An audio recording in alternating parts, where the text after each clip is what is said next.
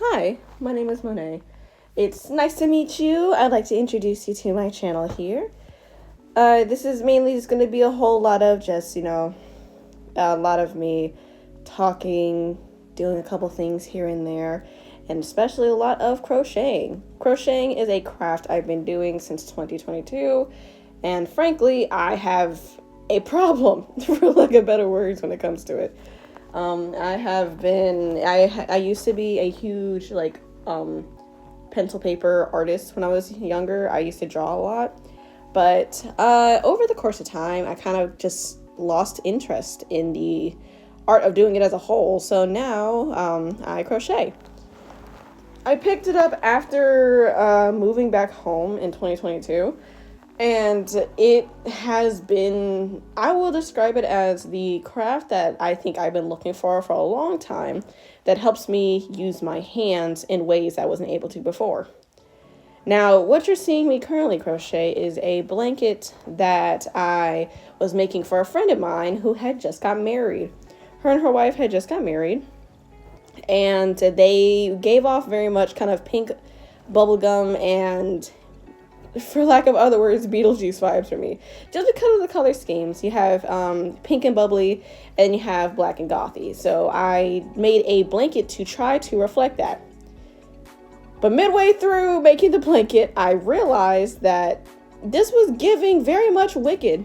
Since Wicked was trending during the time, and kind of still is now, whenever I was making this blanket, I really was not thinking about it. So I'm guessing it kind of was just subconsciously channeled into making this blanket while trying to reflect them, which still ended up being a good choice, actually, because my friend's wife actually is a huge Wicked fan. She has said to not been that much of a fan of the actual new movie for a number of reasons, but she is a huge Wicked fan, and so this subconscious channeling worked out in my benefit.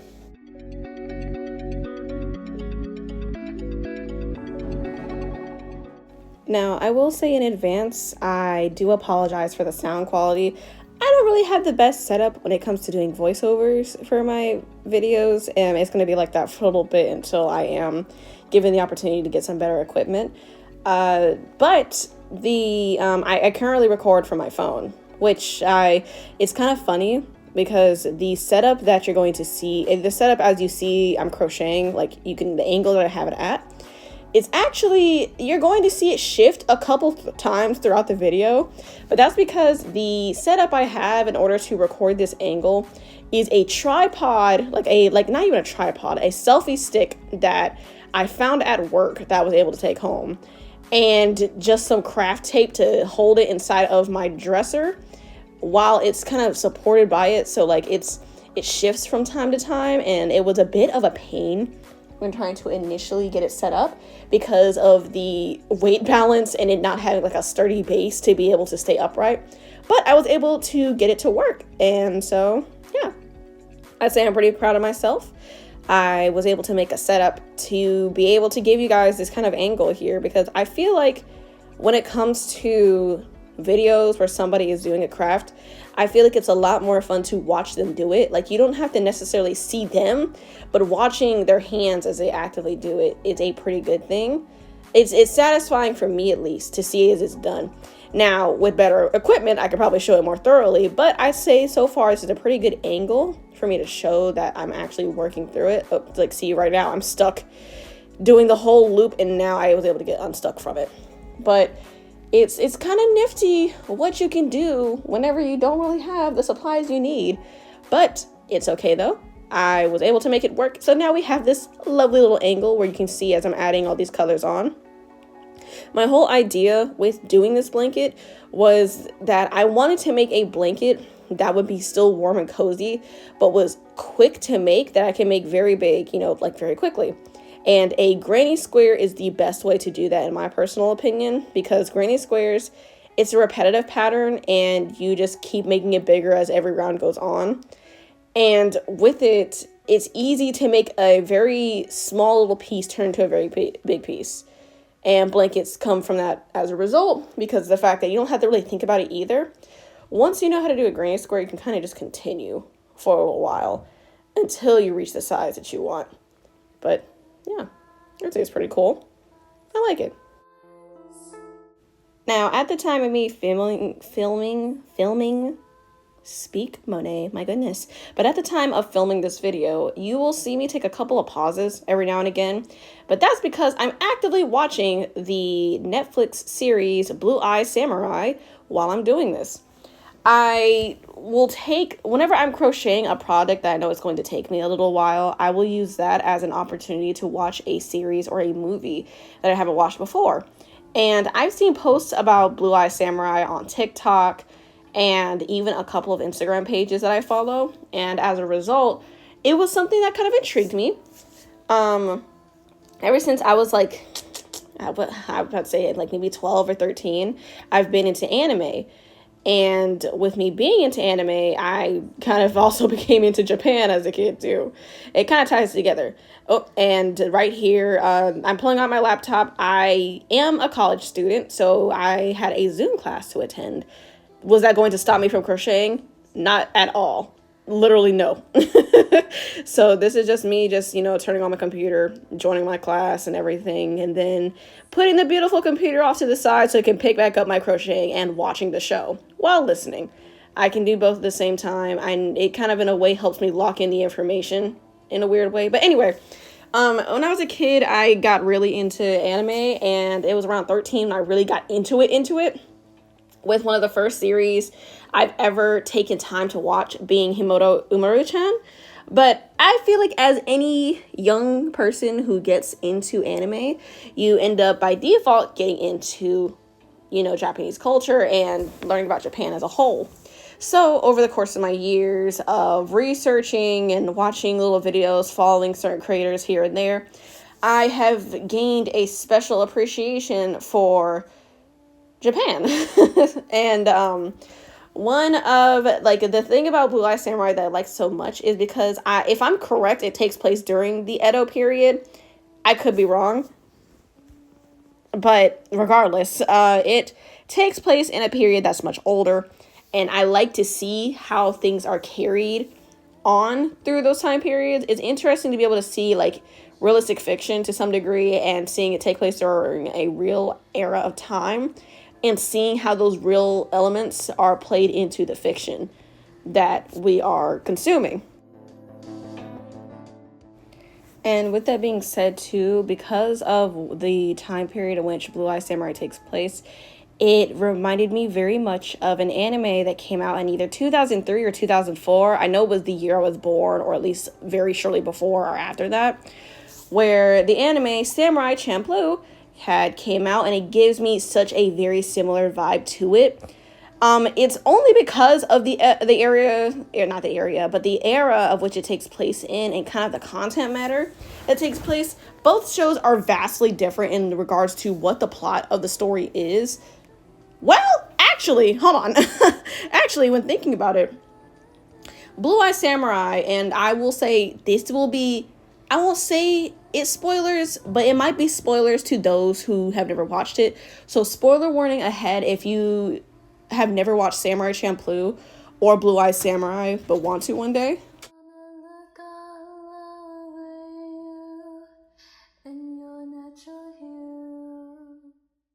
So when it comes to the plot of Samurai Champloo, it focuses on our main character Fu. Fu, because of some circumstances, comes across two dudes, one named Mugen and the other one being named Jin. Jin, if I'm correct, is actually a properly trained samurai, while Mugen is kind of just a freestyle type of fighter, but he's rogue. He doesn't work for anybody. Neither one of them work for anybody, but after an incident that happens at a restaurant that Fu works at, Jin and Mugen basically swear to kill each other, and Fu, because she was the one who essentially found them, makes them promise her that they're not going to kill each other until they at least help her find her father, who is a samurai who smells of sunflowers. Now, the reason why I say the plot it's actually kind of similar to Blue Eye Samurai is because there's a similar premise in the fact that Mizu is, she is existing during the Edo period. I'm not sure. Do not quote me on that. I know for a fact that Samurai Champloo takes place during the Edo period, but I do not know about Blue Eye Samurai. I'd have to go back and look again. But during this era, at least in the show, I don't know if it's real or not. I don't know if this is an actual thing or if this was just solely just for the show. But Mizu was born during a time when the borders were cut off and any half Japanese people that were born were killed. And if I'm correct, anybody who had a child with somebody who's not Japanese either, like, they would be killed too. So Mizu is half Japanese, and she has blue eyes as a result, thus the name Blue Eye Samurai. And her whole goal is to kill every white man who was in Japan during the time of her conception. Because there was 4 that she knows of. She already has killed 1. And she is looking to kill the last remaining 3. Because those 4 men specifically would be, any one of them would be the ones responsible for possibly being her father. Now, in the series, it's not explicitly stated who is her father. She's just saying screw it and it's killing all of them just to go ahead and just get rid of all of them. And her premise is similar to Samurai Champloo's, because just like Fu is looking for her father, essentially Mizu's essentially doing the same thing, but while Fu is just trying to meet him, Mizu is attempting to kill him. So the premises are similar. I never thought about it until just now. But yeah, they have a similar premise. But Samurai Champloo is one of my top animes, if not one of the highest ones. In my anime tier list, it would fall, I can't even say it would fall anywhere. In my anime tier list, it shames the same tier as Michiko and Hachin, because both shows have a similar, actually I realized both shows also have a similar premise too, where once again, spoilers for anybody who wants to watch Michiko and Hachin. I'm not going to go into the whole thing for that because I feel like that's another video that I can go and yap and rave about, but their whole point is finding homegirl's father. So like it's a really common thing of finding fathers here, from what I've learned. I don't know why that's such a common premise when it comes to shows.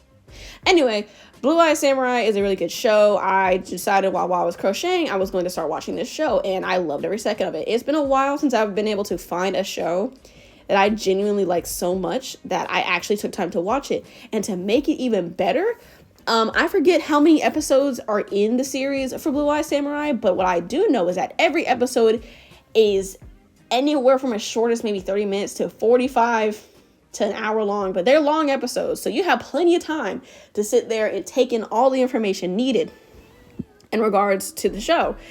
It's really good. I would 10 out of 10 recommend it to anybody who wants to watch it. Yeah, it's a really good show, and I don't know if they're currently working on the next season.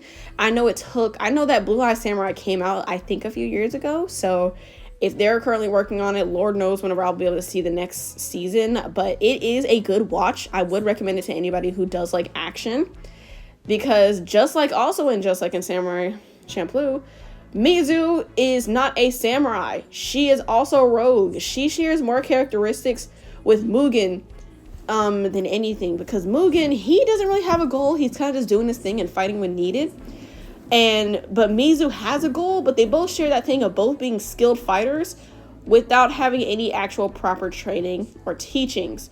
They just know how to do it, and they freestyle when needed, but for the most part, Mizu keeps hers pretty organized. So I would say she's an even combination of Jin and Mugen, where she has this stoicness and the intelligence of Jin, but the strength and skill of that of Mugen. And I think that's a really good describing aspect. For those who've ever watched the show, or watched both shows or anything like that, let me know if you agree, because I feel like they both kind of fall with each other. Of course, every character has their different flaws when it comes down to it, and even though no two characters are exactly alike, it's just, I feel like they do share some common characteristics here. And another thing too is, I know that because I'm listening back to this, of course, there's going to be, you probably have already heard the shuffling around in the background. That's just me. The same bed that I'm sitting on in this video that I am recording with me crocheting is the same bed I'm currently sitting on to do the voiceover. It's a comfy area. We recently just got some stuff too to make it even more comfy, including lamps. So maybe in the next video we'll have a little bit better lighting instead of having to use the hallway light. But yeah, so you're going to hear some shuffling, and even then, you might be able to hear too. I'm currently crocheting as I'm doing this voiceover. What can I say? The crocheting is honestly the perfect turn your brain off craft that you can do. You can do it while you're studying. You can do it while you're just listening to music. You can do it in complete silence, watching a TV show like me. You can do it and there's nothing you can't do while you're crocheting. Except probably eat, but even then it just depends on what you're eating. Even in this video at some point, I don't know when I don't think it's popped up yet. I'm just doing this as I go. So at some point you'll see a plate just pop up next to me because I, of course, just like any human being, I have to take time to eat. And I had to actually sit myself down to be able to do that because I had like a mini garlic provolone, I think that's how it's pronounced, pizza that came from the store. It was actually pretty tasty. I would say it's not crazy flavorful or anything like that. It's not like a crazy salty dish, but it's good. I wouldn't knock it. Now, I know I have been yapping and talking the whole time, almost basically throughout this whole video. So what I'm going to do is give a little bit of a listen break. I have music playing in the background because I just feel like whenever I was watching the TV show while doing this, I did not want to deal with copyright. And I already knew I was going to want to do a voiceover for this video. So in the background, the music you're hearing play is music that I myself have made. And that's because I can avoid copyright a lot better just using my own songs than I can just using random songs. Now, as I keep going, obviously, I can't sit here and put out a song every 30 seconds to be able to completely fill up the background noise of the video. So what I'm going to do is now I'm going to give you guys a break from me talking for a bit and instead play just one of the songs that I have that's kind of more ambient, I'd say, for lack of better words. It's a bit relaxing, so that way you can kind of just turn off your brain, and instead of listening to me and try to process what I'm saying for a bit, you can instead just relax. So you can grab your coffee, get your yarn and hooks, get your book, whatever the case may be, because now you're about to get 3 to 4 minutes, maybe even 5, of just me being quiet. So now I present you the song that I'm going to play for you. It's called Eternity. It's just a little chill song. But okay, bye. I'm gonna stop talking now.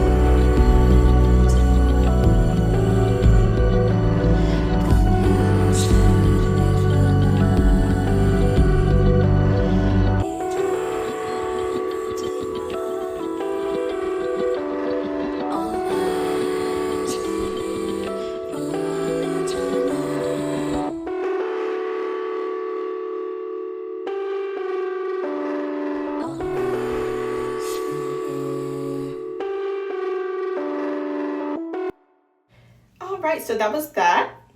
How are we feeling? Are we glad to be back hearing my voice, or were we just glad to have a bit of a break? I don't know. I'm glad that, you know, you'd stay to listen around for it. So, we are now approaching the end of the video. The next couple clips that will be coming up will be mainly just me talking about a couple of mini ventures, as well as me showing off this blanket that I had made throughout the process of this video. And so before we end off here, I would like to say thank you so much for coming to visit my channel and viewing this video. I will do a couple more end credit to ask stuff in a few seconds, but thank you so much once again.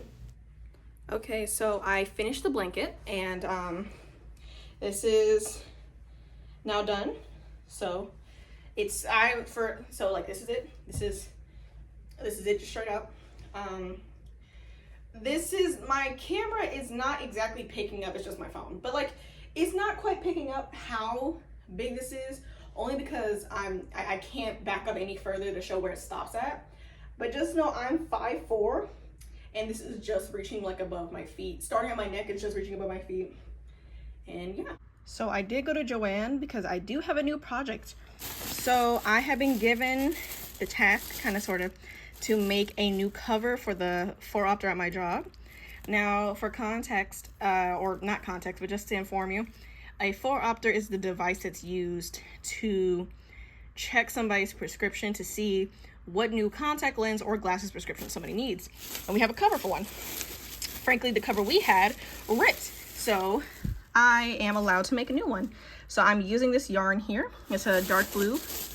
And this black yarn is just some extra yarn for a bag I plan to make, of which is ties into this bag, because I got this piece of fabric here to line the bag. It'll be my first lined project. Also in this bag too, is there anything else in here? I know in this bag somewhere there's an 8mm hook I bought because I don't have one. But I also bought some knitting needles as well, because I'm going to learn how to knit. When I start knitting, I will start filming more of that. But I'm learning. I'm going to learn. All right, so so I guess that counts the end of this video. Thank you so much for watching, and yeah, I'll see you in the next one. Bye.